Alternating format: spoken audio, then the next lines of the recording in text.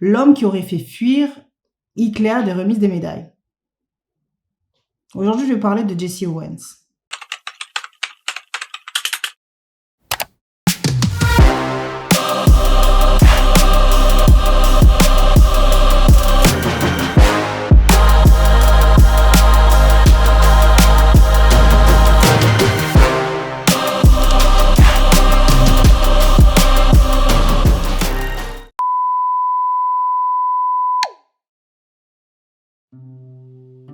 De naissance, il s'appelle James Cleveland Owens. Il est né à Alabama le 12 septembre 1913. Il grandit dans une famille nombreuse, assez pauvre. D'ailleurs, son père est agriculteur, son grand-père était esclave.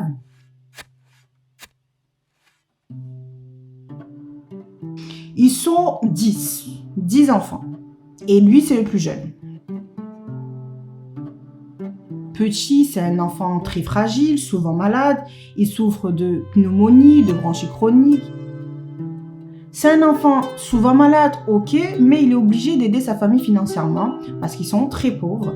Du coup, dès son plus jeune âge, en fait, il va commencer à travailler. Il va travailler dans les champs de coton avec son père et le reste de ses frères. Il ramassera plus de 45 kilos de coton chaque jour. Rien de plus banal dans l'enfance d'un enfant noir au sud des États-Unis. Comment cet enfant, souvent malade et qui vit dans une famille très pauvre, va finir champion olympique? La réponse est assez simple.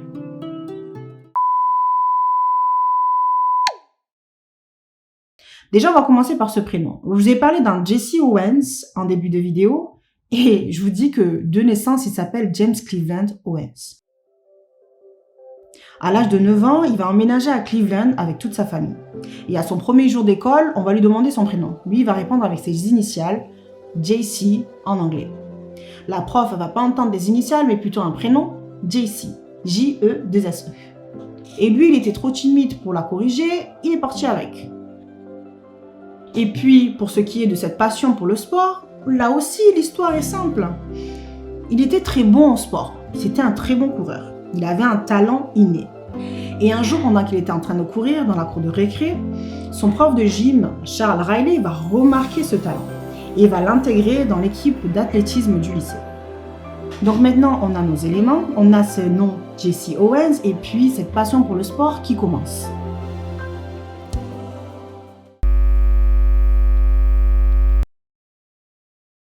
Il va pratiquer le sport très régulièrement. Son prof de gym l'autorise à pratiquer tous les matins, à l'inverse des après-midi, parce que les après-midi, il travaille, et il devient bon. Ce talent inné qu'il a pour la course, il le perfectionne. Il devient même excellent. Il gagne un surnom de Buckeye Bullet qui faisait référence à sa vitesse. De Buckeye Bullet, j'ai fait quelques petites recherches, en fait, c'était une voiture électrique rapide de l'époque. Et très vite, il va monter en succès. Jesse Owens va commencer à faire des compétitions. Il va gagner sa première attention nationale pendant une compétition interscolaire qui aura lieu en 1933 à Chicago. Il va représenter son lycée de East Technical High School. Et pendant cette compétition, il va égaler 2 records du monde. Le 100 yards, qui est l'équivalent du 100 mètres, avec un temps de 9,4 secondes. Et puis le saut en longueur, avec une distance de 7,56 mètres. Le petit, il est bon. Le petit, il est très très bon. Il va accumuler les compétitions, il va accumuler les médailles et ça va attirer des propositions universitaires. Lui, il va accepter d'aller dans l'université d'État d'Ohio, qui était malheureusement une université ségrégée. Il n'avait pas le droit de vivre dans le campus universitaire, par exemple, ou de manger dans la cafétéria avec le reste des étudiants blancs. Mais bon, la ségrégation raciale, c'est pas quelque chose qui est inconnu à Jesse, lui qui a grandi dans le sud des États-Unis. Donc maintenant, on a notre JC, champion Tubi, qui vit dans la ségrégation. Il continue toujours à travailler après l'école. Sa famille est toujours pauvre, la situation n'a pas changé. Mais malgré ça, il va continuer à atteindre des records du monde. Par exemple, pendant une compétition à l'université de Michigan, où il va représenter son université, il va égaler un record du monde et en dépasser 3. Ding ding ding, Jesse est qualifié pour les JO.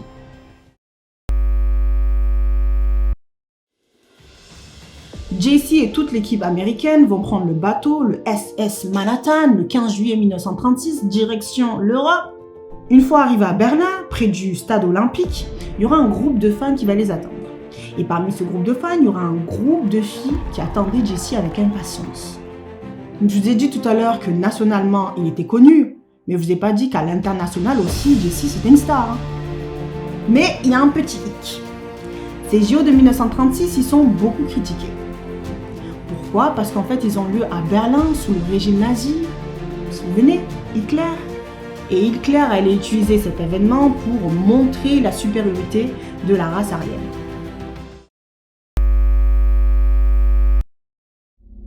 Le chemin vers la victoire, les 4 médailles d'or. Il doit se qualifier pour 4 catégories. Le 100 mètres, le 200 mètres, le saut en longueur et le relais 4 x 100 mètres. Il va passer toutes les qualifications haut la main. Mais une qualification va lui poser problème, celui du saut en longueur. Il va presque la rater celle-là, de justesse. Mais avec l'aide d'un athlète allemand qui va le conseiller en fait sur sa technique de saut, cet allemand il s'appelait Lutz Lang, Jessie va réussir la qualification. Maintenant qu'il est qualifié pour ces 4 catégories, vient le jour des finales. Le 3 août, c'est le 100 mètres. Avec un temps de 10,3 secondes, il remporte la médaille d'or. Le 4 août, c'est le saut en longueur. Avec une distance de 8,06 mètres, Jessie remporte la médaille d'or.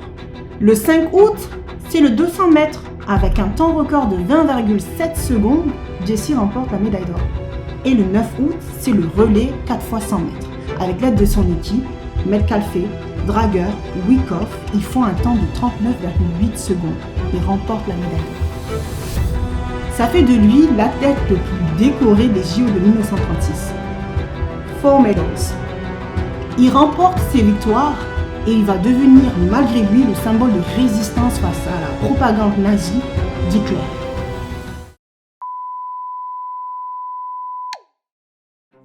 Jessie retourne aux États-Unis, les gars, en héros. Mais voilà, une rumeur va s'installer dans le monde entier. Hitler aurait fui les remises des médailles pour ne pas devoir serrer la main à Jessie, un homme noir. Jessie, c'est quelqu'un de très respectueux et très humble, comme vous l'avez compris jusqu'à maintenant. Et face à cette polémique, lui, il va être complètement à l'opposé. Il aura un point de vue complètement opposé. Il va parler notamment d'un jour, pendant qu'il était en train de passer en fait devant une salle où Hitler se trouvait sûrement en train de parler avec des hommes politiques, j'en sais rien. Il va dire que à son passage, Hitler l'aurait fait un coup. Et va rajouter à ça, en pointant du doigt le président américain de l'époque, Roosevelt, en disant oui, ok, d'accord, Hitler, président d'Allemagne, ne m'a pas serré la main, mais je vais vous dire qui m'a pas serré la main. Le président américain, qui l'aura pas serré la main, qui l'aura pas invité à la Maison Blanche, qui l'aura même pas envoyé un télégramme de félicitations. Et face à tous ces arguments, je vais vous dire, Jessie, il avait pas tort. Parce que pendant que les médias américains étaient en train de s'acharner sur cette rumeur, dans le pays même, les États-Unis d'Amérique ont pratiqué la ségrégation. Je vous ai parlé de son université ségrégée tout à l'heure, mais prenons un exemple concret.